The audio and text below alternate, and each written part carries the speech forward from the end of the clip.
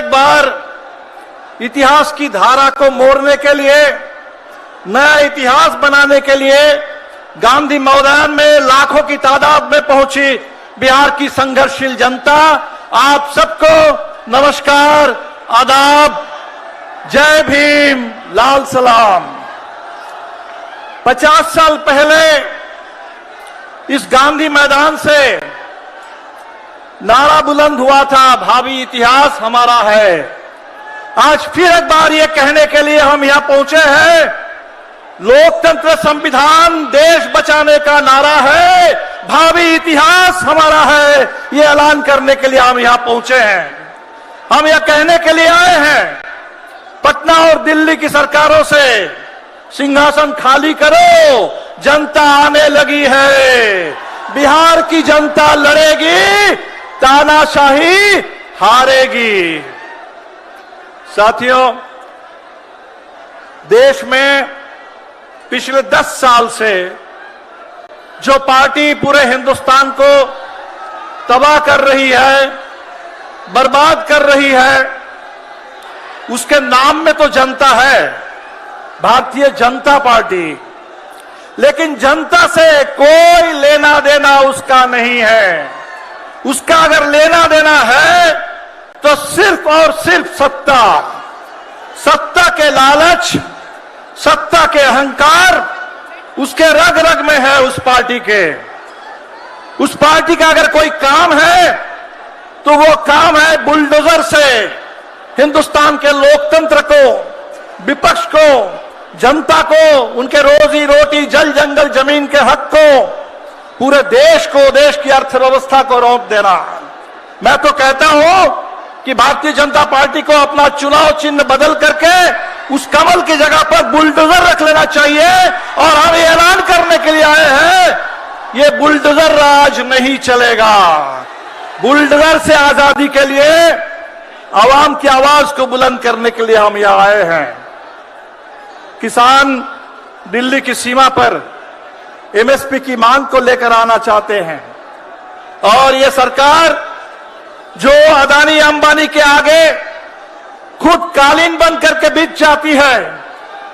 अभी अंबानी के बेटे की शादी का नजारा हम देख रहे हैं, लेकिन जब किसान आना चाहते हैं दिल्ली में तो सड़क पर बैरिकेड लगते हैं, कील ठोक दिए जाते हैं, कटीले तार बिछा दिए जाते हैं, गोली चलती है, किसान शहीद हो जाते हैं। ये सरकार ये कहती है कि हम दुनिया में विश्व गुरु बनेंगे।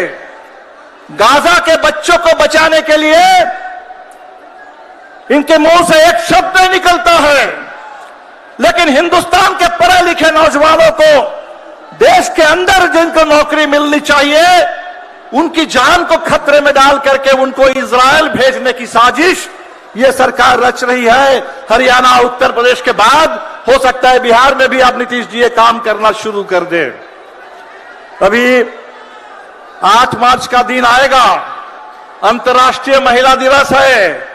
महिला सशक्तिकरण की बहुत बड़ी बड़ी बात होगी, लेकिन हिंदुस्तान में हमने कभी नहीं देखा था कि किसी पार्टी का ये काम बन जाए कि तमाम बलात्कारियों को संरक्षण देना, उनको प्रोत्साहन देना, उनको सम्मानित करना, चाहे बिल्किस बानो के बलात्कारी हो या चाहे मणिपुर में महिलाओं के ऊपर अत्याचार करने वाले, उनको संरक्षण देने का काम ये सरकार कर रही है। और इसीलिए साथियों, हम लोग यहां आए हैं ये नारा देने के लिए, ये 24 का चुनाव ये आर पार की लड़ाई है। और इस चुनाव में बिहार ने एक बार ठान लिया, जैसे हमारे साथियों ने कहा कि 40 के 40 सीटों पर महागठबंधन की जीत का पूरा झंडा गाड़ देंगे, तो निश्चित तौर पर दिल्ली से इस सरकार का सफाया होगा। साथियों, बिहार में एक एजेंडा बन रहा था। पूरे बिहार में आपने देखा 2020 के विधानसभा चुनाव में जब हम लोगों ने कहा कि बिहार के नौजवानों को पक्की नौकरी मिलेगी, तो उस समय नीतीश जी मजाक उड़ा रहे थे।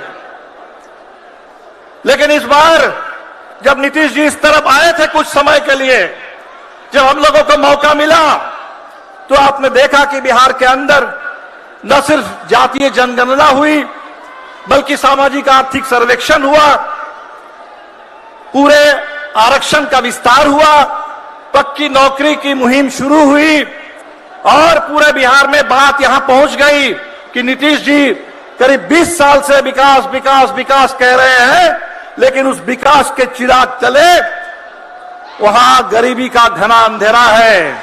पूरे बिहार के 2/3 लोग 10,000 से कम आमदनी पर किसी तरह जीते हैं। तो नीतीश जी ने उस समय कहा था कि 2 लाख, करीब 1 लाख परिवार को हम 2 लाख रुपए देंगे। नीतीश जी उस तरफ चले गए, लेकिन बिहार के गरीबों से हम कहेंगे गिन गिन करके वो 2 लाख रुपए उनसे लेना है। और ये जो साजिश चल रही है कि आय का प्रमाण पत्र अब नहीं दिया जाएगा, न रहेगा बांस न बजेगी बांसुरी, ये जो धोखा बिहार के गरीबों के साथ साजिश चल रही है, इस साजिश को हमें रोकना है। तो साथियों, बिहार जो बदलने लगा था, बिहार और देश को बदलने के लिए आज जो हम इस पूरे मैदान में देख रहे हैं, लाल और हरा झंडा, लाल और हरे झंडे की ये एकता, ये दावेदारी, ये लाल और हरे झंडे की एकता और दावेदारी से ही बिहार बदलेगा और हिंदुस्तान में लोकतंत्र और संविधान सुरक्षित रहेगा।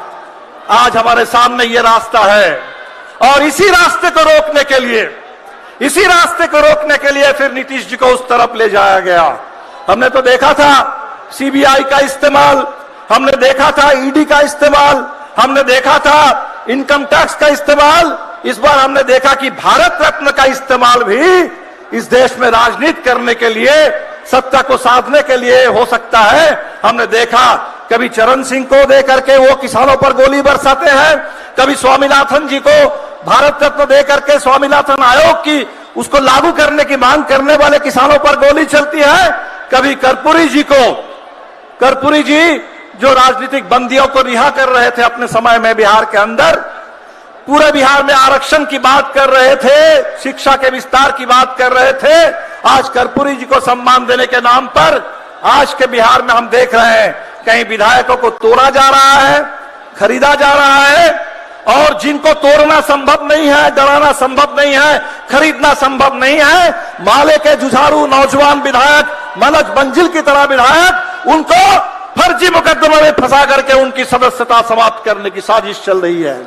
इस साजिश के खिलाफ पूरी एकता चाहिए, पूरा संघर्ष चाहिए। मुझे पूरा भरोसा है कि आज ये जो गांधी मैदान का ये नजारा है, ये सिर्फ बिहार के लिए नहीं है, ये पूरे देश के लिए है।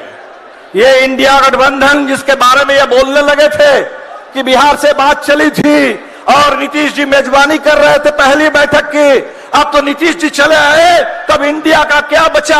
हम ये बताने के लिए आए हैं कि किसी एक नेता के इधर उधर होने से, किसी एक सरकार को दखल कर लेने से, कुछ विधायकों को तोड़ लेने से कोई फर्क नहीं पड़ता। जनता है जमीन पर और बिहार है लड़ने वाला प्रदेश, तो बिहार की जनता लड़ेगी, तानाशाही हारेगी। इसी के साथ आप तमाम साथियों को हमने देखा कि रात में काफी बारिश हुई, हमारे लोगों को बहुत दिक्कत हुई, बावजूद इसके इतनी मेहनत करके तमाम कठिनाइयों को झेलते हुए लाल हरा झंडा लेकर के बिहार के कोने कोने से बिहार के गरीब यहां पहुंचे हैं। वो लाल झंडा जो मास्टर जगदीश का, राम नरेश राम का, बूटन मुसायर का झंडा है, वो लाल झंडा, और बिहार के अंदर कर्पूरी जी का, जयप्रकाश जी का ये जो हरा झंडा, ये दोनों की एकता आज पूरे बिहार को बदल देगी, दोनों की एकता हिंदुस्तान को बदल देगी। इसी के साथ आप तमाम साथियों का बहुत बहुत शुक्रिया।